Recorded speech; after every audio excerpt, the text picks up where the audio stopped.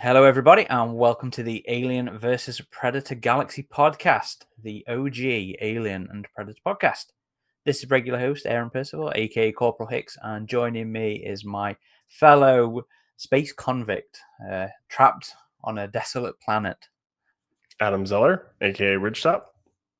And we are also joined today by two special guests responsible for a project that has taken the fan community by storm lately, seeing some attention on alien theory. And by the time you listen to this, the episodes they've done with Perfect Organism should also be out. But we had to get them on as well. We had to have a turn talking to these gentlemen. Welcome to the show, Chad. Hey guys, thanks for having me. Martin. Thanks very much, lads. We really appreciate you putting this together. Yeah, thanks for coming on. Of course, Adam, of course, what are we talking about? So we are talking about the recently released fan edit of Alien 3 that's been a long time coming, that a lot of fans have been aware of. A34K, the legacy cut of Alien 3. Did I say that right? That's it. Yep.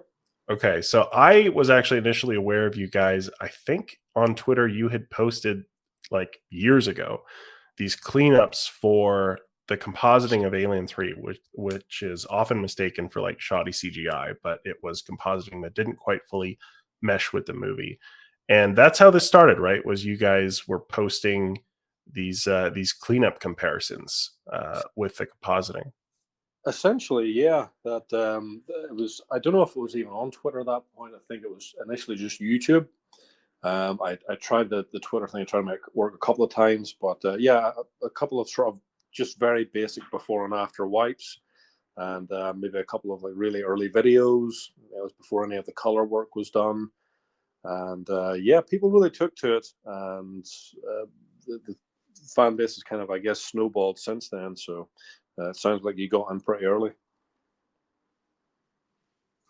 Yeah, I think it was like it might have been a year or 2 years ago, because Lucy from our boards has really been championing the project. Mm-hmm. And there's somebody else, 0321 Recon, as well, started the thread on the message boards. So. I mean, we've only really known about it for a year then, I guess. But you guys were working on it for 5? Is that right? For myself, yeah. I the sort of the big point where everybody kind of Chad and Paul and most of the fan base come on board was about a year ago. Whenever I dropped that first trailer, and that's when the sort of whirlwind began. Before that, there was kind of, people were aware of it from Reddit and YouTube and stuff, but yeah, that's where it really took off the last year or so. Nice. So before we start digging into Alien 3 then, I'm sure you've dealt with this on PO, and I'm sure you'll deal with this on every single Alien podcast that you end up being collared for. But it's tradition on pretty much all the genre podcasts just to ask their new guests about the first time they ever encountered the franchise that we're talking about. So do you guys remember your first experience with the Alien? Was it one of the films? Was it one of the comics, or just random, pop culture that you came to it from? Chad, why don't you lead us off alphabetically? Oh yeah, I remember this very vividly. I think it was about 8 or 9. I saw the trailer for Alien versus Predator on a TV commercial and just thought it was the coolest thing, and just begged and pleaded my parents to see the film or a film, and not much came of it. But Christmas time came around, and a DVD of the original Alien ended up under the tree, and I thought it was the coolest, most terrifying, horrifying, scary thing I had seen as a kid. But I was just so obsessed with it. I loved it. It was so scary but so cool, and that was kind of my very early introduction. And as time progressed and stuff, I kind of delved into the depths of the internet and found, I think the big thing for me was the Alien Legacy website, as well as the AvP Galaxy website. Just going in there and just exploring and seeing what the community had to offer, and then seeing the rest of the films. It was very, very early on, but it obviously left a huge impression. AvP followed very quickly after that, I will say, because it wasn't quite the trailer that I remembered seeing on TV. So unfortunately, I had to venture down that road sooner rather than later. I love the AvP films, now as an adult, but I remember seeing them as a kid and thinking that something was wrong with them, and I couldn't put my finger on it. Well, I'm glad I have company loving them as an adult. But with Alien 3 more specifically. Hang on, we haven't gone through mine yet. Oh, right. Sorry.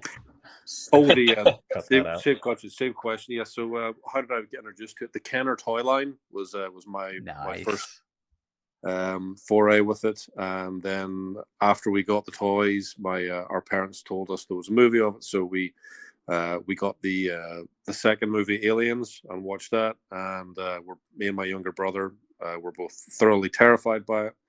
And so began our love affair with the franchise. I don't know which movie came next, and I'm sure probably 1, then 3. But I'm a little bit older than Chad, so whenever I got introduced to the franchise, that's all there was. It was just 1, 2, and 3, and I think I'd seen Predator before. And then I saw Resurrection. I watched in real time. Me and my friends went to go watch that in the theater. But the toy line and Aliens is where it all began for me. So yeah. Do you remember which of the Kenner figures was the first, or the one that you remember the most? Yeah. I had the flying Queen Alien, and my younger brother had just the normal Queen Alien with the button on the back that shoots the mouth out. So, but we had friends who had, like, I remember the Bull Alien and the Snake Alien, and So the Bull was my first, and I still have it in my display cabinet next to me. I think I have the Flying Queen somewhere. Like back at my parents' house, there's like a crate with all the old toys gathering dust. I'm sure the wings got lost somewhere along the way, but the actual model itself, I'm sure, is in there. So, yeah, they're worth a pretty penny now at box. The Kenner ones. Mm-hmm. I am sure. Yeah, the ones that, like, if they're unspoiled and unopened. Mm-hmm. Yeah. But as a kid, what fun was it to leave them in the box? Yeah, true. Yeah, especially the Flying Queen. That was also my first. Yeah. You had to flap her wings around. Yeah. I did attempt to as a kid. I say as a kid. Really? It was teenage, so it was like mid-teenage. I didn't get the figures until that sort of time span, and I tried for a good few years just to leave them in the boxes. And then eventually I cracked and I opened them and I put them out. I had them displayed. Mm-hmm. So it didn't last long. But yeah, it was some good self-restraint. Yeah, for sure. I mean, eventually I went on to get like the power loader and a couple of other bits and pieces. But yeah, the Queen was definitely the one that sort of woke everything up. So yeah. Nice. So we've talked about you guys being introduced to Alien, but how about Alien 3? Alien 3, for me personally, when I first saw it, I was not crazy about it. Like, I know a lot of fans were not crazy about it. But over the years, I developed more of an affinity for the film. And then by the time I saw the assembly cut, I really enjoyed it and came to appreciate the film. Was it a similar experience for you guys? Like, how did you feel on your first viewing of Alien 3? Did you like it right off the bat, or did it take a while to really connect with you?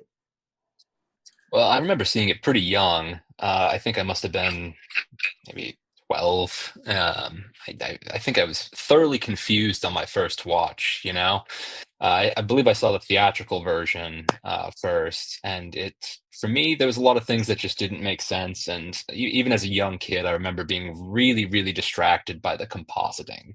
The model work I thought was cool, but I didn't know what was wrong with it. So my introduction to it was sort of mixed, but I remember definitely growing older and thinking, I think I put it on at some point when I'd been in college at some point, and thinking, holy crap, this movie is amazing, and I never realized it. And there's just so much good stuff that's packed in there, and I'm sure I know you guys are both fans of Alien 3 in particular as well.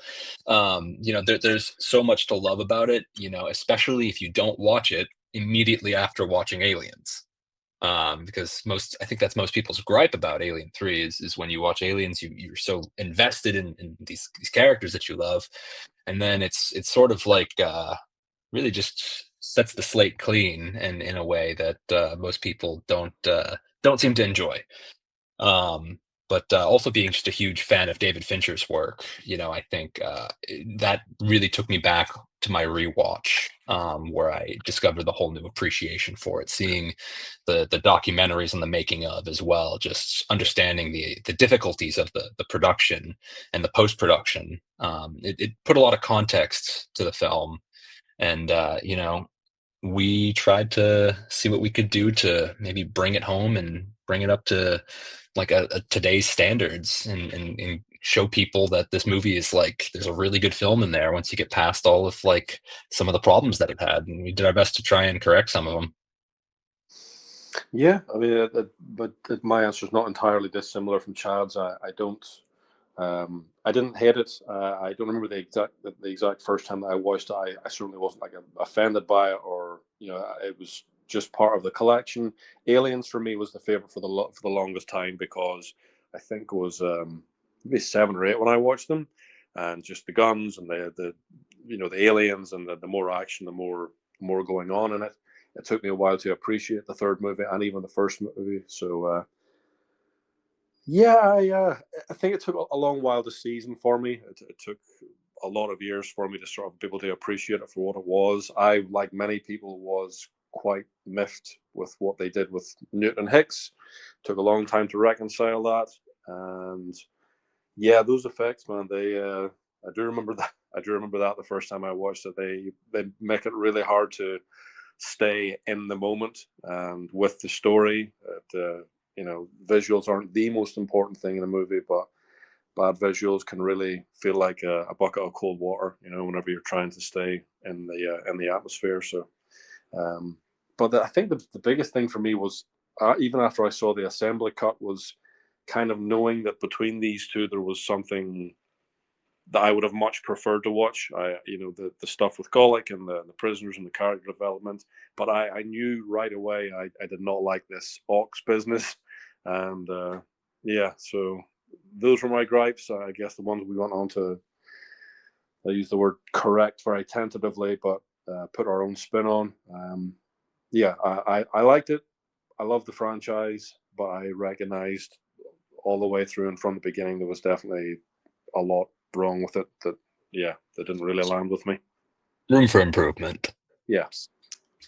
As someone who enjoys the first 2 movies, it's really hard off the bat to get over just how they handle those characters. But once you move beyond looking at it as a sequel, I think, and look at it as its own film, is when you can start to like appreciate and enjoy it. And I will always prefer the assembly over the theatrical, but I have this goal to see all the Alien and Predator films in a cinema. And last year I flew out to LA because they were showing Alien 3 on film at the Los Feliz Theater.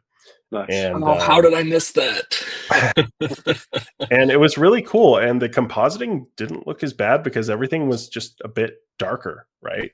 Yeah, on film you'll find that everything's like really crunchy and contrasty, and so it looked a lot better on film. That's for sure. We actually scanned some of the film prints of the trailers, just to see how things looked, and in the trailers we can see that the compositing it sits a little bit more nicely in a celluloid environment. On that point, Chad, have you a year ago, Adam, the prints? Does that sound about right? Yeah. So about a year ago, the 35mm prints, scans of the 35mm prints of 1, 2, and 3 ended up circulating online. Ooh. Did you guys not come across that? Have you not watched the full scans of those prints? I think I have those bookmarked somewhere. Somebody told me about them, and I remember that is vaguely familiar. I can't remember who sent that my way. I didn't watch them as the sort of the crux of the matter, which I should have, but I think I have them somewhere. Okay, I was kind of curious because again, ever since they've started showing Alien 3 on actual film again, that's always the comment that's come back, and it was the same for people watching these scans. It was like, the Alien doesn't look bad. It looks a lot better here. So we'll have to send you some copies. Yeah, but, would definitely love to check those out. You know, I've seen a little bit of the print of the first film, and you know, I think it's interesting to see because I've seen the first film on pretty much every format you can see it on, like Laserdisc, VHS, DVD, Blu-ray, 4K, theaters, film, the whole 9 yards. And I have to say that like the film prints that I've seen were brand new and they looked fantastic. And the 4K of the first Alien looks very, very close to how the film prints in brand new film prints in theaters look. You know, film prints that are struck nowadays are like very much more accurate and faithful than, you know, even 10 years ago. So I think they've done a very good job, 20th Century Fox Disney, of remastering, you know, the first Alien, as well as the second one. You know, regardless of whether or not you know you like what James Cameron has sort of done to his 4K remaster of Aliens, I think this film looks fantastic. It's tough to argue that. But I guess the point I'm trying to get at here is Alien 3 never really got that treatment. It got the DVD format and the Blu-ray format, which they did touch up a little bit. But if you sort of if you sort of look at Alien, you look at Aliens on any of those formats, it tends to seem like they got a little bit more love on the post-production side of things. You know, Alien looks very faithful. You know, it honestly looks pretty close in the DVD if you watch a newer version of it. You know, to like the 4K, you know, in terms of like the contrast and values and everything in it. And Alien 3 is just like it's a very flat looking picture. And when the picture's so flat, it can kind of bring out a lot of problems. So that's where we start to see these things like the matte lines around the alien. You know, when the image doesn't have as much contrast, all of that stuff that's pretty close to black kind of blends in. And you know, that's the reason that the optical compositing, you know, worked so well in films like Star Wars. You don't see any of the matte lines because against a background of space, it's invisible basically. But in this case, it's kind of a problem if you're seeing everything and with like this, the blacks are sort of like at this milky gray level, and all of a sudden you see all these problems. So we've kind of done a little bit to correct that, not just in terms of just correcting the contrast and stuff, but going in and obviously removing the matte lines. You know, that was a huge part of this project. Yeah. Yeah, and it's something you guys talked about on your website, which I explored a little bit, which is a34k.net. So if you're interested in this project, to anyone watching or listening, go check that website out because you guys do a good job of just explaining everything you've done with your cut here. But one of the things I noticed was, like you said, the color correction, just making the film look more punchy, and that was definitely something I noticed when I watched it. It seemed like there were more blues, more greens, and it just overall felt like it had the contrast bumped up.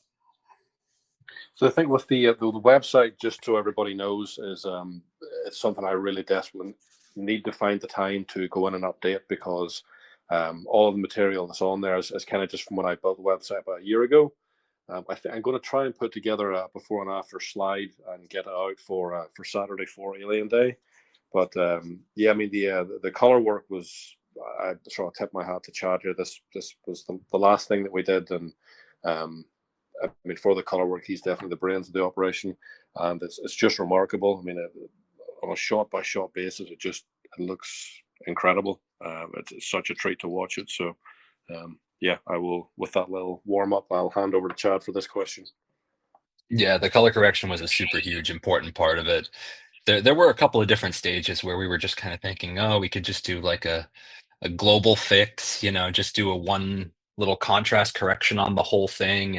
And I guess as time went on, we kind of started seeing more and more stuff that could be adjusted, or maybe some, I like to say improved, but I think adjusted, you know, because not everybody's going to prefer this version naturally. But we literally went in and did some adjustments to every single shot. Every single shot has probably more contrast, a little bit more color, and it's pushed in a direction that is hopefully more faithful to I guess how these films would have looked had this gotten a real true release by 20th Century Fox Disney. If somebody studies sort of David Fincher's work at the time, something like Fight Club, something like Seven, those films are very, very contrasty, and they have a lot of colors, and they have this sort of specific it's called like a bleach bypass silver retention thing, where it's got this like this really sort of, I don't know how to put it, silvery kind of look to it, and trying to use that as a base also, while looking at the other films in the Alien series, to kind of try and push the colors in a direction that made it sit a little bit more, I guess, correct in our minds. Hopefully you guys like the way it looks too. We put a lot of work into it, and hopefully the fans like it. It was a big labor of love. Yeah, I certainly enjoyed the visual changes that you guys made, and it did honestly make it feel a bit more in line with the first two films, in my opinion, especially Aliens, because Aliens just has a lot of kind of blues. And so I mean, again, like you guys said, you didn't want to like change the feel of the film too much, and Alien 3 does have its own kind of sepia vibe going on with it. Correct. Yeah. But you also kind of punched up some other colors in there that I thought were interesting choices. Yeah, I think it was a lot of trying to exaggerate what's already there. Particularly you take a scene like the ending chase scene. It will feel very similar if you don't watch it back to back with the Blu-ray. But hopefully you'll be able to tell that it looks right or looks better.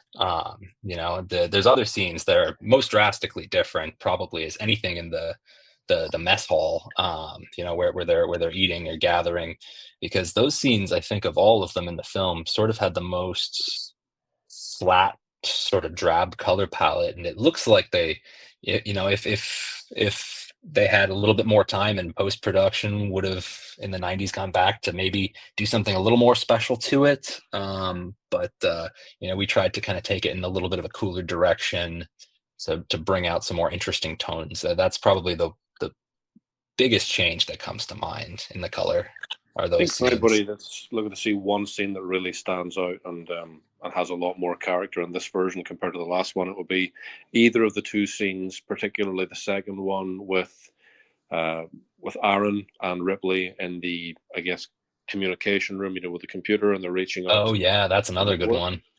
Yeah, and it was just to see it before and after. I mean, because I've done a couple of sort of slides just for my own curiosity, to sort of see where the movie is now versus where it was, and the difference. I mean, just pulling it away from that sort of almost blinding magenta that was going on, that you really don't notice when you're watching the movie, but when you take a look at it and try and pull it in a cooler direction, it's night and day. So it feel in hindsight, whenever you're watching it back, it feels like this is the way that it's always been, and then whenever you go back to what it was before, you're like, oh wow, that is another good scene to look at, though, just in terms of color comparison. And then obviously the end too. There's one thing that this was probably another one of the biggest noticeable differences is Bishop's face at the very end of the film. He's got all of this sort of fiery, warm pink light coming up in the original color palette, and his face just looks like this one flat pink tone, and just bringing just a little bit of green in there brings in all of this detail to his face, and it still feels like it's hot as hell and fiery in there, and sort of maintains the original intent of it while just bringing back a lot of detail that was always there to begin with, but was just tough to see. And so, correct me if I'm wrong, but this is the first fan edit that you guys have done. Is that correct? Correct. Okay. So what were the initial challenges when... Sorry, go ahead, Martin. Yeah, I was just going to say, I've done a couple more at this point, but they began after Alien 3, so it's just that Alien 3 has taken longer, and it's sort of ran through them. But I threw together one for a 99 movie with Mel Gibson called Payback, and another cut of the first Paranormal Activity movie. It has like an ending from the festival screening circuit that never really became public. So was it the police ending, right? Yes. Yeah. Oh, okay. Yeah. So you've had some experience doing these fan cuts then. So I guess you were a little equipped to start with this one. But Chad, this was your first foray into it. So how did you guys like come together on this project, and like what were some initial kind of discussions you had in terms of goals of this fan edit? Well, I originally got involved right after the trailer. The first trailer was cut together. I remember seeing, Alien 3 4K with enhanced special effects, and I think I had just watched the film and sort of was left with a bit of a sour taste again. It was probably my 10th or so viewing of it, and remembering, those effects, they're not getting any better. And then I immediately stumble across this trailer, which Martin had been working on for quite a while then, of improving the effects. And I reached out, and I think there was a section of the website at the time that said, hey, help wanted in terms of cleaning up some of the visual effect shots. And I have a background in film, so Martin and I kind of got together and started looking at the film and looking at, I don't know if we really made like a wish list or anything of things that we wanted to fix. It was more of just taking it, beat by beat, and kept finding little things that we wanted to improve, from the matte lines to maybe making the Xeno's mouth move a little bit, or adding a little speck of blood here and there, or I think the one that comes to mind too is the Bambi burster as well. Yeah, I know you really like that one, Martin. The initial outreach was just for that final shot of the of Ripley falling into the fire. That's right. Yeah, whenever I'd made the help section, it was just, I need to get this done. I can't do this part on my own. The rest of it, I was just going to do the fixing the compositing, a little bit of color correction, and then I got Chad came on board, another fellow that worked with us called Paul. He came on board, and sort of a new wealth of opportunities opened up. So that's when we kind of got to work doing things like, for anybody who, the biggest gripe for a lot of people is going to be with the dog is that the Xeno comes out too big. And basically it's the size of the dog, and that's really all down to that one shot where it's sort of trembling to its feet, and it's like a side shot of it. And Chad was able to go in and isolate the alien from the background and make it smaller. It's reduced down to about 50% of the size that it was, so that should sort of take care of that. But yeah, the initial inception of the project was just those matte lines, that overly green color that made it stand out like a sore thumb from the background plates. Just kind of took on a new life from them. So yeah, it's funny. I like to think a lot of the changes were really little, and hopefully most people won't notice them, but it'll just feel right now is kind of the goal. I think the noticeable thing is the mashup of the cuts, and I use that word in a not a negative way. For a lot of us, when we watch it, we go, you know what? The better cut exists between the assembly cut here and the theatrical cut. So those like narrative choices you were making there, melding the two together, I think are the more obvious things in a good way.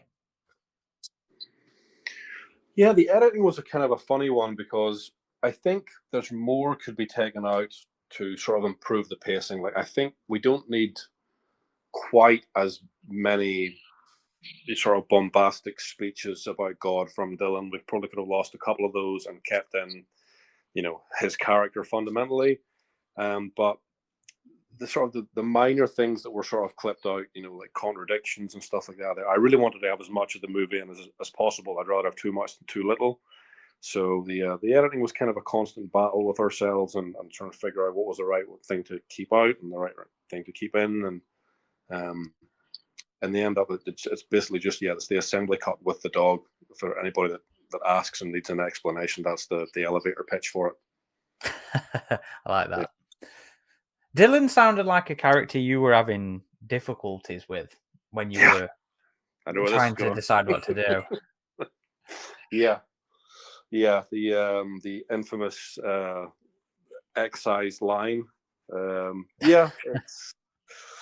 It made it, for context, that's Dylan, when he first meets Ripley, rather brazenly tells her, I'm a murderer and rapist of women. And I'd decided when I was making clips here and trims there that I was going to take that line out, because it made it just more difficult to swallow Dylan as a hero in the end, and it was the AvP Galaxy Forum that, with some tough love, kind of adjusted my my opinions on that. And it wasn't, being cajoled or nagged into it. I genuinely did change my mind with the right persuasion, but yeah, I think it was the right change to make, to go back. Well, not necessarily just looking at what you were doing as well, though, but in the overall scheme of things, Dylan as a character, do you struggle with him as a package?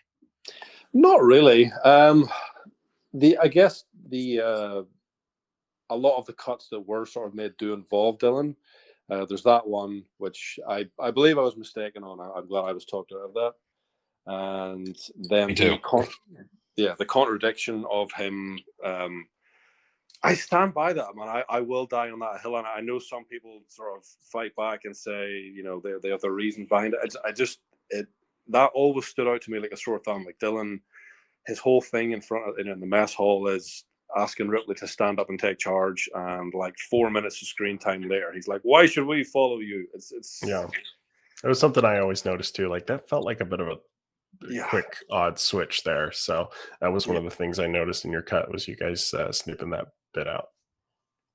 But overall, I love him. I think he's a great character, great redemption story. It asks a lot of the audience, very mature themes. So, I wouldn't say I struggle with the character. I think he's pretty great, but just those couple of little things. I think too, just zooming out, the whole film kind of asks a lot of audiences from the very jump when you kill off Newton Hicks. And I think that's kind of the point of the whole film is asking a lot of the audience to see the payoff at the end of all this redemption. Yeah. Well, I mean, that's ultimately the themes of their finding religion in the film as well. It is a form of these kind of people seeking redemption. So it's just there throughout. Even Clemens as the hero, he's still I suppose, would it be manslaughter really more than murder? But he's still, he's still taking people's lives, and that this is him finding his own redemption. Yeah. I mean, it's definitely a lot of moral ambiguity, and I mean, it's a great movie, and I have a good time watching it. I get a lot out of it, but it's not a fun movie. I mean, it's a very tough pill to swallow. It's about really about the sort of terminal illness and the acceptance of death, and some very heavy things. Quite nihilistic. It's often described as, but not the kind of film that you leave with wanting to go. Well, take a lovely stroll after or something. When I saw it in LA, it was part of a program called Bleak Week. So those are the kind of films they were showing there. Yeah, that sounds like it'll fit right in. But one of my favorite adjustments that you guys made in the cut was there were these outdoor kind of establishing shot sequences where we see some of the environment. Like we see the EEV crashing down, we see it being lifted from a crane to the facility. And as you mentioned, they use this like grain as an effect for debris. Yeah. And as you were saying on your website, it just never quite worked. So you guys clean that up quite a bit. And I do think it helps with those because we don't get a lot of Vista shots in the film. Like honestly, as a fan, I'm like, I want to see a bit more of the spaceship. I want to see a bit more of this facility from the outside. But it was really cool to see you guys clean those shots up a bit. Yeah, not part of the original plan. That's kind of part of the blossoming process. Is that it really was just the alien to begin with, and then I think the first environment shot was the overhead shot of dropping the bodies into the furnace during the funeral. And then I kind of just thought, maybe I could do something with the rest of them and this sort of weird, janky debris filter or whatever they're using. So I'm glad it paid off. I'm glad it heightened the experience. And you'll notice too at the end of the film, there's another environment shot snuck back in there. The sunrise, yeah. Oh yeah. You ended it on started it on the sunset and ended it on the sunrise, didn't you? Yes. So it's the same shot, just repurposed. kind of a much Thematic less. bookend. Yeah, I mean, I got the idea for that there from Doctor Sleep. You know, the Shining Yeah. sequel. Yeah, because they have that shot whenever Danny's going back to the Overlook Hotel, and you see him driving down that road, and it's nighttime and there's snow and stuff, but it's actually the exact same shot from 1980 from the original movie. They just like changed the color and added the different effects and stuff. So, yeah. One thing I'm curious about is so you guys worked off of the Blu-ray rip. Yeah. Correct. As in quotation marks here, fan editors without access to, you know, Fox's vault of material, without access to original reels and negatives and stuff like that. How difficult is it for you to be working from this? This is what you've got. Tough. Yeah. Mm. It's definitely on a case by case basis with every mini project within the project. We were sort of finding ways which we came against the limitations of the materials at hand, but you know, you do what you do and you work with it as best you can, and that the new process of upscaling, you know, the neat video, that Chad can explain a little bit more about in better detail than I can, but that made things a lot easier. Well, not easier. I mean, it made things definitely not easier. Yeah, easier for me. I can just kick my feet up. But it opened up a lot more opportunity to find native detail that wouldn't have been there for something as brute force as Topaz AI, or, you know. Yeah. I mean, that was initially the idea. Yeah, Mhm. was just to throw it into an AI upscaler and just see what kind of detail would come out of it. And in all honesty, there are still some just standard AI upscale shots in the film that we left in there. But for the most part, I would say about 95% of what's in the film has had sort of a custom cleanup job on every single individual shot. And it was very tedious, but I think it really paid off. We did a lot of just, I guess, for some context of all the films on the you know, the original four, Alien 3 has the lowest data rate of any of them, so the quality is kind of already very low to begin with. So we kind of did a lot of cleanup, not just in terms of, you know, digital problems through like compression. We did a lot of grain removal, and we did a lot of dust busting. And then after we had like a really nice clean image, we upscaled it and applied our own custom 4K grain algorithm on top of it. So everything that's in there is just basically the detail that's on the Blu-ray, but we've brought out the best of it while removing the least looking the least good looking parts of it. You know, there's a lot of problems with the Blu-ray as well too. They have something called it's this weird sharpening effect. I can't remember the name of it, but if you look at certain scenes in the film where there's areas of high contrast, it's overly sharpened, and there's literal artifacts on the edges of things. Like if you look at any of the wide shots in the the mess hall sequence, like the chairs, the highlights on the chairs, they just are like pixels of black and white just dancing all over the place from over sharpening, and that was just a really common thing to do to Blu-rays in at the time these were released. And you know, in the 4K, we really did our best to clean up these problems so things look as true as they could, as if we were to really go out and get the scans, you know, in some way, shape, or form, like a really good quality scan. You know, I think film prints, I would never really consider them high quality. You know, in the ones that are circulating out there, I'm sure they look very different than what the legacy cut looks like right now, just because it's so difficult to preserve this stuff over time unless you're literally in possession of the originals in like a locked, climate-controlled vault at the Mouse HQ, you're probably not preserving it. You're probably not preserving it, right? So they Raiders of the deteriorate Lost very Ark, quickly. Yes, exactly. It's But- right there. Alien 3 is right next to the Ark of the Covenant. So Alien and Aliens have had notable 4K releases, and Alien, they rescan the original negative, and I think for the most part it was pretty well received. I think Aliens was a bit more divisive because Cameron opted for this newer AI solution, which I watched it. I thought it looked great, but a lot of people had issues with it that I saw. So I was curious. I mean, Alien 3 and Resurrection have not had official 4K releases. And even after doing this cut, is that something you would like to see? And let's say that House of Mouse called you up and said, hey, we saw you guys did this. Would you like to be involved? Is that something you would say yes to? And how would you go about it? Would you scan those film negatives, or would you opt for an up-resing solution?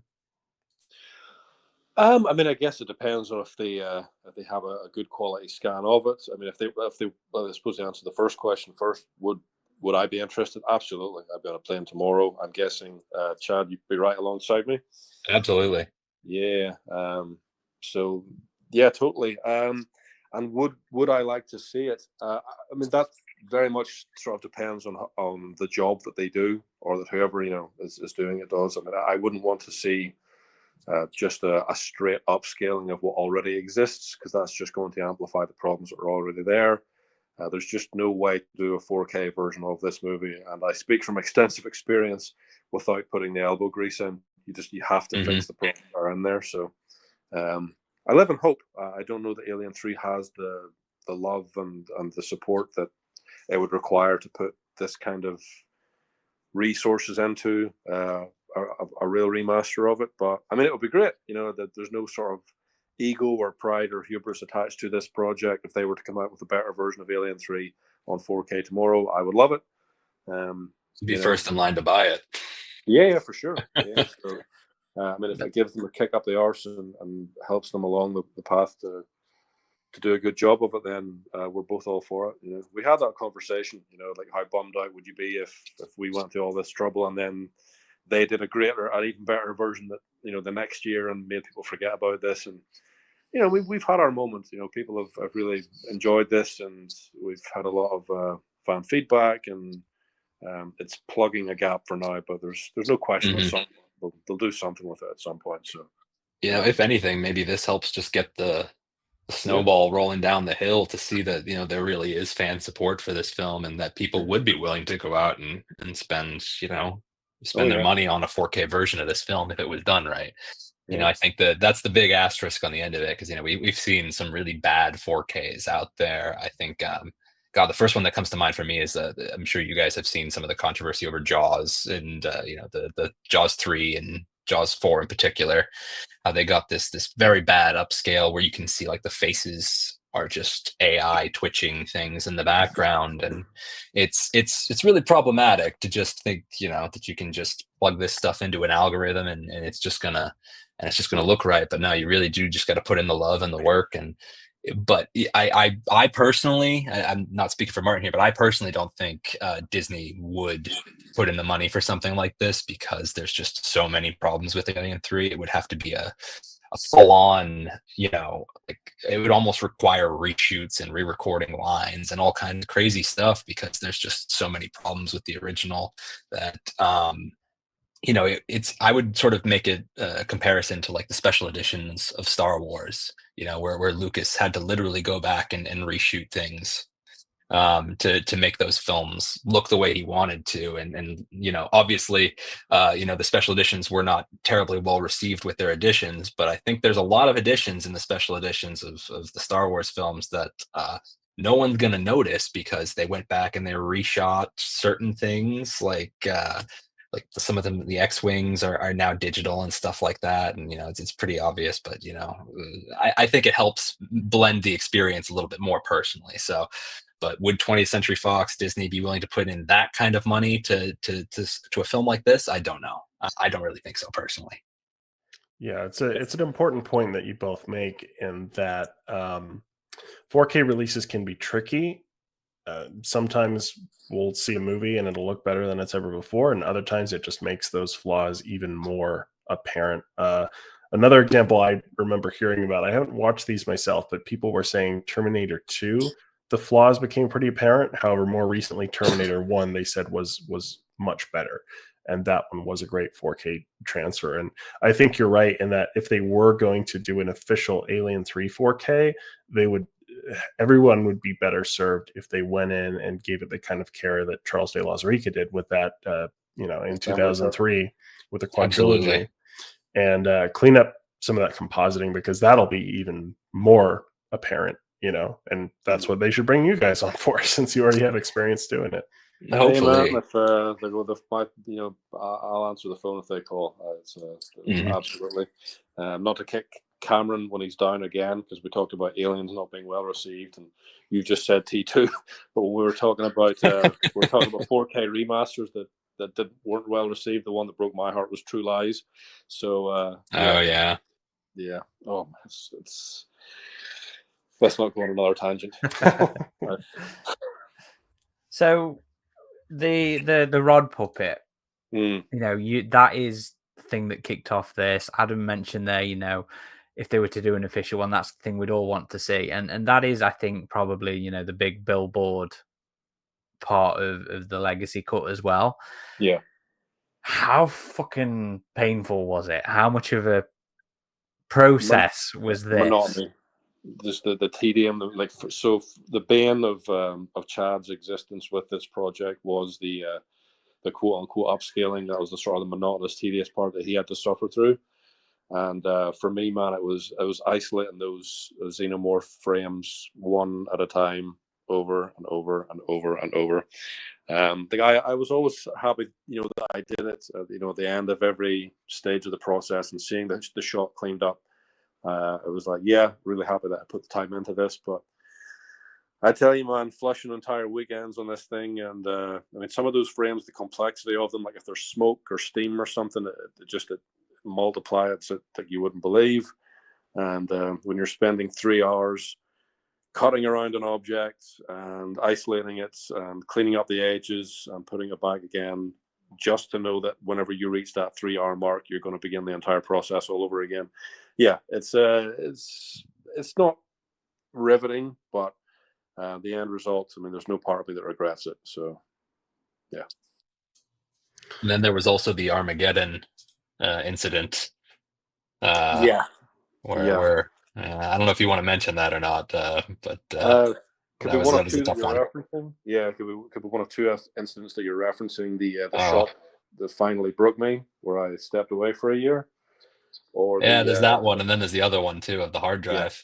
Yeah, the hard drive crash, where I never lost the actual final results, the shots, but the individual broken down frames, like the Photoshop files. I had a hard drive crash that meant losing a lot of raw material in this here, which it's not the apocalypse that it potentially could have been, because having the end results, Chad was able to go in and sort of recreate these lines. Like it's a lot easier to reverse engineer it than it is to do it in the beginning. Like when you've got the final project, the final result to work with, and you have the cleaned up lines, it's a lot easier to go back and trace around them. But it would have been nice not to lose the raw materials, just in case Fox ever does call us up. But there are setbacks. It wasn't all running smoothly, and that's what led to it taking 5 years. There were definitely hiccups, but definitely worth it. And seeing everybody rallying around it, everybody has the feedback has been. It's not an exaggeration to say 99% positive. So. The amount of times I've seen people call it their definitive cut, an edition of Alien 3. Yeah. That's definitely one of the most common phrases that we're hearing in our end as well. Which is obviously that's awesome. It's fantastic to hear that. So. It's got to be really affirming as well. Oh, totally. Yeah, kind of. Yeah, a lot of hours were put into it, so we're just really glad to see that people are receiving it well. Yeah. And as a photographer, I know how soul crushing hard drive issues can be. So my sympathies on that one, and I'm glad you guys got through it. Yeah. But one of the things I find about Alien 3 the most interesting, and this was the case when I first saw it, was this was the first time in the franchise we saw from the visual perspective of the xenomorph. I mean, this creature with no eyes. We see how it's seeing, essentially. And initially there wasn't much to it. It was just kind of like a warped fisheye lens as it chased these inmates down these hallways. Again, we'd see that in Alien Covenant, and the effect was kind of strange, I would say. Just a lot of floaters in that one, and how they did that. But for this cut, you guys changed the visual look of the aliens POV as it chased the people. So tell us a bit about that. Like how did that process evolve? Sort of quite organically. I knew I wanted to do something with it because the POV shots, without the sort of the color contrast, it was never difficult to isolate the two of them, but it just didn't feel like there was as much of a change as there could have been. Especially when you consider the sort of the sister franchise to this Predator, and the Vision is such a character defining thing for that that movie monster, and it just felt like there was something missing as far as the way that it sort of ended up. I kind of tinkered around with a few options. The Vision was purple at one point, and I very briefly tried out with green, and red just seemed to work the best. The volumetric flights came later, and yeah, somewhat contentious. Again, overwhelmingly positive feedback about that there. That's maybe not quite 99%, I'll say 90%. But overall, very well received. Yeah, I think it gives it that little extra, gives this cut of the movie just that little bit more of its own personality, I will say, originally, I was a non-believer of the Red Vision. Personally, I remember, Martin telling me about it and then seeing it, and I was like, dude, I don't know. It's so different. It's such a, do we know if they were originally going for this? And now I'm watching it, and it kind of feels right. It grew on me. And it feels right, especially considering too that later on in the films, Alien Covenant being the example that we see a POV, and it's got quite a lot going on. And I think just a standard red filter with volumetric light looks a little bit better personally than whatever they had going on in Covenant. It's very bizarre, It's yeah. But there's probably something else out there that they could do, but this is working with what we had to work with here. Yeah, It's Yes. definitely been contentious, though. That's for sure. for sure. Yeah, there's definitely been some less than thrilled, not customers but viewers that have reached out and given us a piece of their mind. So That's fair. Was there anything you guys would have really liked to do, but you just couldn't achieve because of what you were working from, or the technical limitations that you have as, again in quotation marks, fan editors? not for me, no. I mean, there was stuff that I wanted done, that I resigned, that I would never be able to do, but Chad came in with his expertise. The two big ones that sort of the standout are the reducing the xenomorph, the newborn, and what was the other one? What was the other one? Was it the mouth and the face to face, making the mouth move, Yes, having the drool? yes, that's what it was. Yeah, it was having the mouth move, and the the saliva coming down in the when it first approaches Ripley in the infirmary, and I never thought, and as well as that, the tail added when it kills Jude. Oh yeah. Just but we persevered and found ways, and I mean, everything that I kind of thought that would be cool if we could do that, we found a way to do it. So for me, no, all the boxes are ticked. What about you, Chad? Any Any shot Sort that got of. away? Yeah, for me, there's one particular sequence in the film, and it's when David is being chased by the alien and tries to close the door, Mm. and the door isn't closing, and you've got these 3 shots in sequence Mm. of the alien running at him, and it's the very first one in sequence. It kind of dances around the corner and comes at the camera. And we did what we could to try and improve the motion of that, especially if you watch it, right after and compare it to the original. It's the original, it just kind of floats in, and we tried to make it kind of run in, but it still feels a little bit kind of, I guess, janky is the right word for it. It doesn't quite move correct. I'd want to see it running on all fours, sort of more similar to the way like a dog runs, nudge, nudge, wink, wink. I think that would have been on my wish list if we had access to the rod puppet or something that we could get looking very, very close, if not perfectly match what they had shot for the original plates. I think that's pretty much it. There might have been 1 or 2 more shots as well that I had a similar feeling about, just because going in there and doing the effects on them and really trying to push them as far as we could. There were just some places that we just couldn't take it, just not having access to all of the tools that we would have if this had been like a true 4K remaster official kind of thing. Because in hopes you'd hope to have the original back plates and the original footage of the rod puppet, wouldn't you? Exactly. So it wouldn't just slide in, but they did what they could at the time, and I think the original, while it still looks a little bit shoddy by today's standards, I think it scared the pants off of people in '93. It was cool that you guys could get just a bit more clarity out of that rod puppet. I mean, one of the shots specifically that I saw you detail on your website and that I noticed when I was watching the cut was when it was slowly moving down the wall towards Junior, and it was just like you can't see it too much at first, but if you look at it, yeah, the face is just kind of a blob, and you guys added that like mouth definition in the xenomorph as it crawls down. Yep, the tunnel that was kind of tricky because any sort of external element like that that's playing with the puppet, so fire, smoke.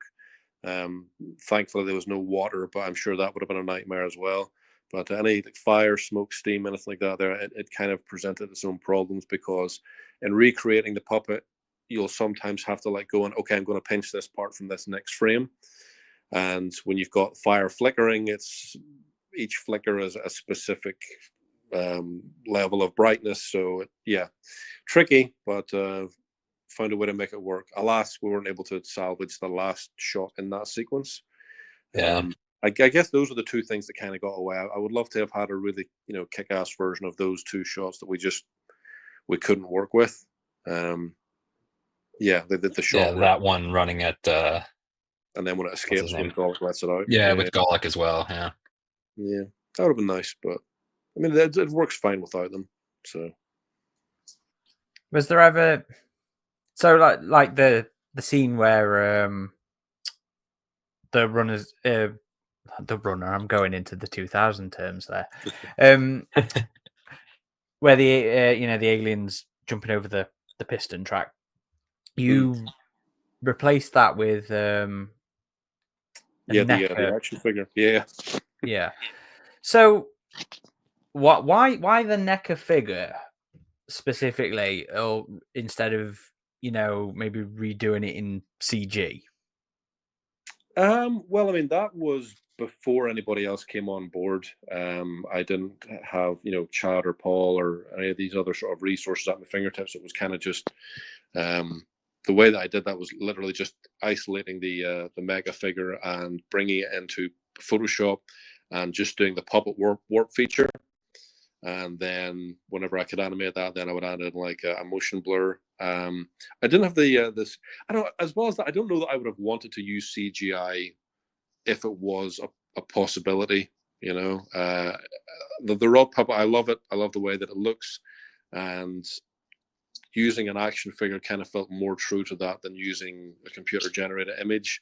It looked cool. There was a really good shot of it it's on the website. This perfect side view shot of it, which is exactly what we needed for that shot. But I mean, I tried to make that work. I tried to make the Xeno in that shot work. I think about 5 times. Oh yeah, Um, that's the notorious shot, by the way, that we were referring to earlier. yeah, and yeah, it just I was ready to pull chunks of my own hair out. I quit the project for almost a year after that. I didn't quit. I mean, I knew I was going to come back at some point, but I just couldn't even stand to look at it. And then I came back with fresh eyes. I was like, okay, the alien's the problem here. I'll just replace the alien. And yeah.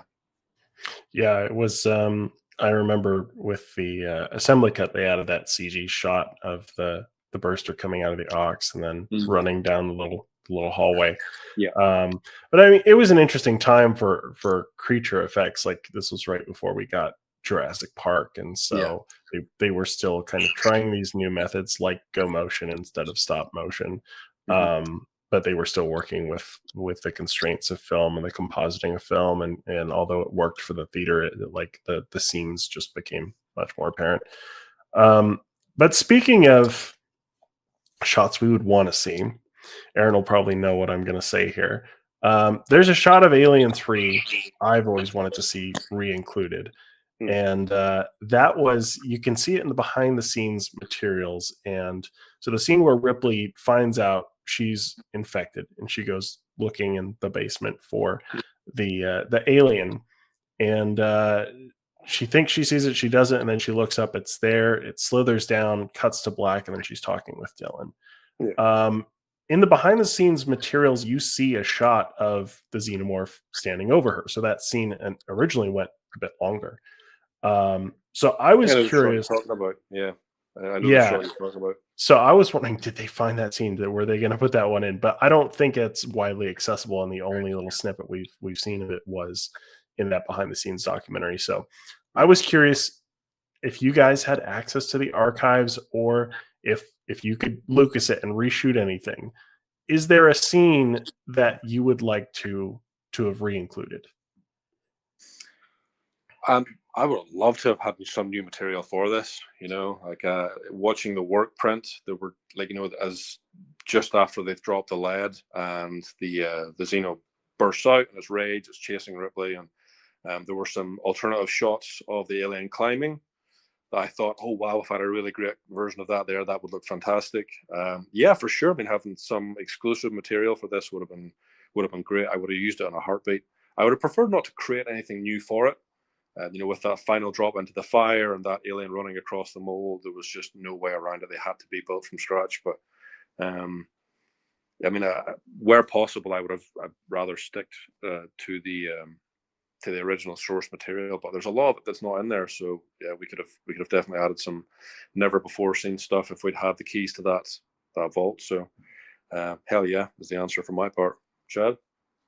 Oh, same, absolutely. I sort of agree with your sentiment about not going full George Lucas on it, and CGing the alien, or just sort of using the tools, because there a lot of people love to talk about the difficulties of the rod puppet and how it doesn't blend, but I think there is a lot of charm to it as well. Yeah. So if that push came to shove, and there were alternative takes of the rod puppet or just something else in there, it would be so cool to include that, and just find ways to really tie this thing together. Even I think it's pretty good right now, but I'm sure there's some stuff on the cutting room floor that would really splice very well in there. Yeah, I know at one point, Martin, you were thinking about adding in a line from one of the trailers for the last time. Yes. Yeah. I was I was gutted you didn't. When I was watching it, I was like, I remember him talking about this. I can't remember what he said. And when it got there, I was like, oh, I actually really wanted him to put that in. Yeah, the number of reasons. One, we couldn't get it up to the quality of the rest of the sequence, but as well as that, it's extraordinarily hammy, and seeing it edited back in. Like, if I had a perfect quality rip of it, I think what I would do is I would just re-edit that sequence and maybe put it up on YouTube in 4K so people could see it play out. Maybe release a different version of it or something, but to have it in there for every viewing of the movie, I don't know. I think I would sour of it quite quickly, because it is that cheese that I sort of scraped out of a couple of moments of the movie. I have an aversion. I could have been lunch, right? That was another thing you had. Yeah, I think could have about. been. The line just sounded so Joss Whedon-y. I was like, eh. You know, I like Buffy the Vampire Slayer. Like, there's a place for Joss Whedon dialogue, but it's not in the in this universe. So Not in Alien 3. No. Well, do you mean the universe as a whole? Well, yeah, we could do the parallel universe thing, but yeah, mostly the Alien. I mean, Alien 3 especially. You know, some Joss Whedon dialogue can fly in Alien 4, like Alien Resurrection. You know, there's its home, but yeah, cheese. I just have this sort of allergic reaction to, and that line. As much as again, I think I spent about 2 weeks really trying to polish that shot up and trying to make it work and reworking the score and moving things around in the build up to it. And from an editorial point of view, I actually did make it work. But so I mean, I think I have that somewhere. I can maybe send it over to you if you want to take a look. Maybe I'll put it on the channel if people want to have a look at it. Yeah, but yeah, it just wasn't meant to be. I don't think. Yeah, I remember you sent it to me, and I was like, "Ooh, I don't know about this, man." Yeah. So we've talked a little bit about it being a blend of the assembly cut and the theatrical cut. But something you did, and I fucking love this, something you did that's not present in either cut, but is present in the work, well, sorry, should I say absent in the work print, is the facehugger and the egg. Yes. From the opening scene. That's one of my favorite things you did in this. Why, is thank you. removing them. I stand. So if you were to ask me a question, is there anything I regret doing? I regret pulling out the face hugger shot. I feel like because the continuity is that a face hugger, you know, in this version of it, for my in my mind's eye, is that, you know, a face hugger made it onto the shuttle with the Queen, and it's sort of backed up by the fact that at the end of the Aliens credits, if you listen, you can hear the face hugger scuttling around. Scotland. Yeah. So I think we could have had the face hugger in there. I don't know though. I mean, there's an internal conflict because I like the reveal coming later in the EEV, but yeah, for sure that egg was not going to survive the cutting process. So yeah, I'm glad you dig it. Oh, that was test screenings. We can blame that on. Yeah, Mm. yeah, I'd heard that. Pick up that was one. LA reshoots. Yeah. For what it's worth, it's still a point of contention. You know, I think that's another thing that from the feedback we've seen that people aren't totally happy with. Mm-hmm. Yeah, a couple of people have said about just that shot specifically. You know, the face hugger looking like fingers, and it's a beautiful shot. It broke my heart to part with it. So, but yeah, a couple of people have said, you know, there's just some purists out there who just like, you know, fix the special effects and leave everything else alone. And I get the argument, but well, it's not the point of a fan edit either. You know, yeah, you are be its own thing, you know. Yeah, so. Maybe at some point, you know, once me and Chad have had a rest, and you know, we might come back to this in a couple of years and say, look, do we want to do just a straight translation of the assembly cut of the theatrical cuts, you know, but with the color corrections and special effects? I don't know. Who knows what's down the line, but I kind of like it having its own identity and being this third version of the movie. So. Yeah, definitely. I'd agree with that. So let's talk about the ending real quick. I mean, one of the most significant changes between the theatrical cut and the assembly cut was the Queen chestburster not coming out of Ripley as she's falling into the furnace. You guys added that back into the theatrical cut. And yeah. I'll admit, when I was younger and I watched the theatrical and I watched the assembly cut and saw that was snipped, I was like, oh man, that's an extra alien we don't get to see. You know, that was a cool puppet somebody did, and we don't get to see that now. But as I got older, I was kind of like, well, I mean, it's more impactful if she, you know, if she maybe could have survived, but still made this choice, you know. So what was your guys' reasoning in terms of adding back in the chest burster, and also speak to some of the difficulty as well, because that was a shot where I think you probably had more visual effects changes than I would say any other shot. Was that final shot of her falling into the furnace, which admittedly in the theatrical cut looked a bit odd. It just kind of looked like her going into this orange infinity. And then it was another special effect that they had done in the assembly cut that looked a bit strange in my opinion. So yours was like this third unique version of her, sacrifice, her fall there. So speak to those 2 points a bit about adding the chest burster back in, and to that the most heavy visual effect shot, I would say, that you guys added in your cut. So as far as the, because I've heard that argument, that it sort of cheapens her the gesture, and it just never really landed with me, because we could look at it from 2 points of view, right? So look at it in the material reality. Could she actually have survived? Well, no, because we know that Bishop then goes on to say, "You have to let me have it." His ambitions become quite clear as soon as he realizes that he's not getting it. He wants the queen, and they almost certainly would have killed her, discarded her. Maybe if she did survive the procedure somehow, they would have kept her alive for study. Ripley wasn't surviving that no matter what. So that's the real world. Could she have survived or not? In terms of her gesture, it doesn't impact in any way for me, because she didn't have a stopwatch on. She didn't know when the queen was going to come out. So the fact that it erupted on the path down doesn't change anything either. And it just, I know that the queen not coming out just always felt really anticlimactic to me. I never got over that feeling of missing something. And the most superficial, but it really does matter, reason for it is that it really ballsed up the score. The music at the end of the movie is so perfectly form-fitting, and it just stops in the assembly cut. It just the whole thing just it just doesn't land the same way. So that was never something I debated with myself. It was always going to be opportunity to bring it home dependent. It was always going to be the way that it is in the version that you've seen. So there's also the argument too about knowing that it exists. You're watching it, you see her fall into the fire, but that there's a version out there where an alien bursts out. I think it's tough to not think about that when you watch the assembly cut. Yeah, in my opinion. Yeah, it's just, it feels like something's just missing. So I don't know. Maybe if I'd seen the assembly cut first, I might feel differently. And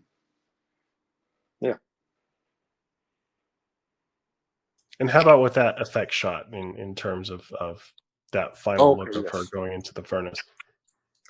So this is a sort of the one question I really wish we had Paul here for.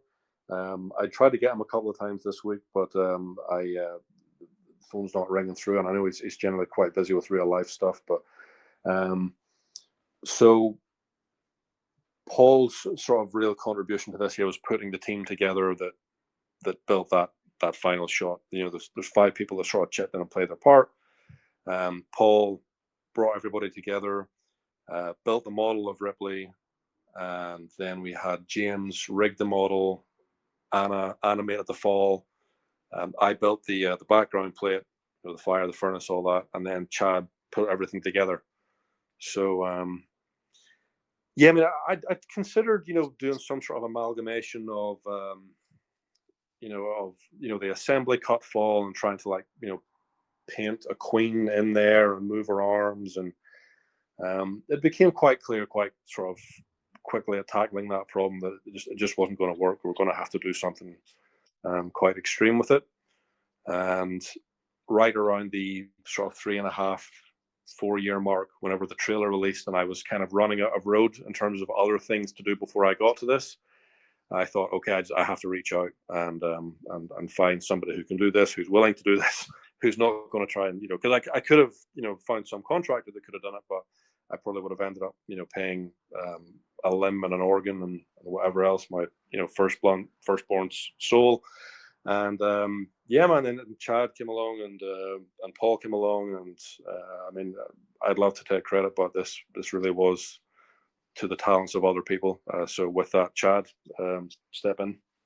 The source material there that's available in the theatrical cut is just it's pretty degraded. It's pretty low quality, and the idea of getting any kind of pristine image out of that was it was a stretch. So when Martin and I first started talking, that was one of the first shots I think that we tried tackling. Martin, I don't know if you remember, but I did a mock-up of that. I'm not a 3D computer artists, so it's out of my wheelhouse. But I did a mock-up of just using sort of old school 2-dimensional compositing, trying to put something together that looked right, but it wasn't really like full CG. It was kind of like, I guess, cheating and trying to get something to work, and it just wasn't looking right. So fortunately, Martin and Paul got talking, and the full 3D model was built and animated and rigged, and it was the only shot that I think I would use the phrase that had to be replaced,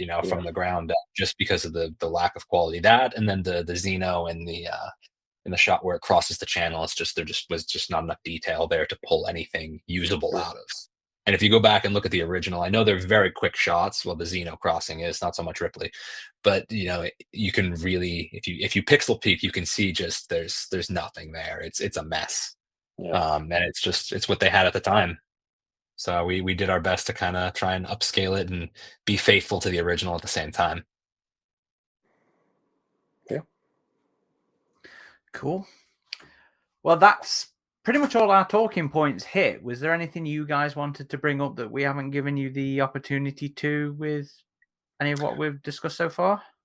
Not really. I mean, I guess just, was there any sort of on a personal level from watching the cut? Was there any sort of thumbs up, thumbs down, anything that sort of stood out to you that you want to talk about or that you want to ask about? Or Nothing that we haven't already hit for me. Adam? I mean, I guess I could just say again, thank you guys for doing this, because I know like these projects, like they take a lot of effort to do, and you never know if the studio's gonna like shut you down or anything. And a lot of fans have told us how much they like this and how much they're intrigued by it. And it is really cool to have this third cut of the movie that, like you said, combines certain elements from the other two cuts. So I just think it's awesome that you guys did this. Yeah, agreed. Of course. Thanks very much. Thank you guys. Yeah, well, thanks for the support. AvP Galaxy has been great. So, thanks very much for championing it every step of the way. You are very welcome, and we're happy. We were happy to, because we wanted to see you guys do a great job with this, and you did. I actually watched I didn't watch it all because I struggle with it, but I watched the first half of it on my Oculus Rift on a virtual cinema. Okay. And I was like, this is fucking cool. Which was a great way to experience it, because I've had this this big screen is what the app's called. Mm-hmm. And I've had the 35mm scans on my Rift to watch on there. Yeah. I just hadn't got around to it. So yours was the first one that I actually sat down and watched, a good hour and a bit of. But I struggle with the heat around my face, so I can't do long sessions on it. But I just wanted to tell you, I watched that on a cinema, and very, very much enjoyed it, and it looked great on there. And I'm very thankful for the work that you guys have done. We spoke to Charles de Lozarica a good few years ago, specifically talking about like the assembly cut, specifically talking about Alien 3. And one of the things that I think I was quite emphatic about on there was, the idea of somebody doing exactly what you've done, going in there and cleaning up those effects and doing tweaks to the edit. Charles was very much like, look, that's not what we were doing with the assembly cut. It wasn't our fan edit. This was just us recreating what we'd found in a bin somewhere. So to actually then fast forward a few years later, and you guys have put out this fantastic new edition of the film is great. I really do appreciate it. I'm really impressed with the work that the team's done, and thank you. And thank you for coming on to talk to us. Of course, guys. Thanks so much for having us. Yeah, really appreciate it. Yep. Okay. And if somehow folk are listening to this that haven't watched it, how can people find it? I think torrent seems to be the best way for now, because we tried hosting on Google, tried hosting on Mega, and tried hosting a couple of other places, and it's just it's like watching the Titanic sink and a swarm of bodies in the water trying to get onto that life raft. It's impossible to keep up with. We've got about 20,000 maybe closer to 25 at this point because there was 2,000 since yesterday requests. So I think the only viable way to do it at this point is peer-to-peer.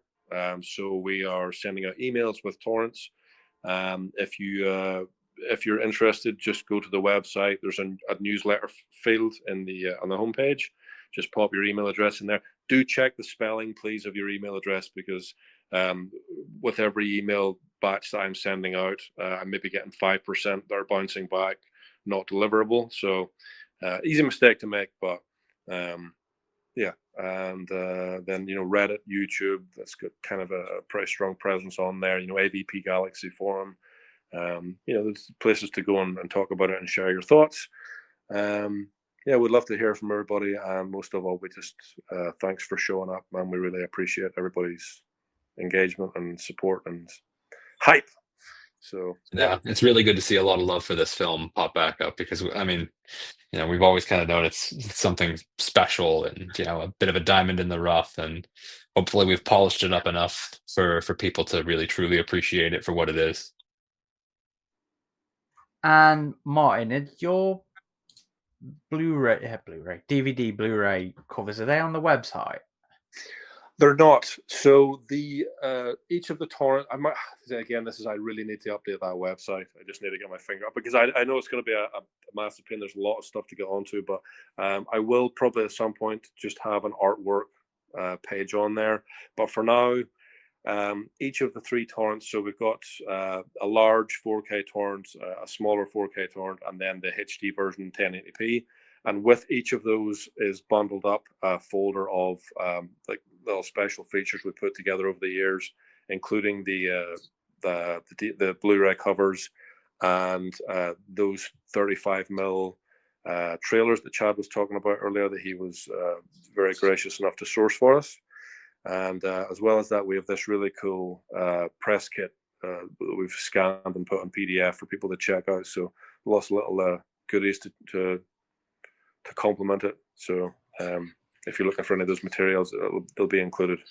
Yeah, I saw a poster. I don't know if this one was part of that press kit or not, but I saw a poster on Facebook that was for your cut, and it just had the red, like, Alien 3 Queen chest burster logo. And I do like that aesthetic that you guys are going for. Like, that would look cool on a shirt or something.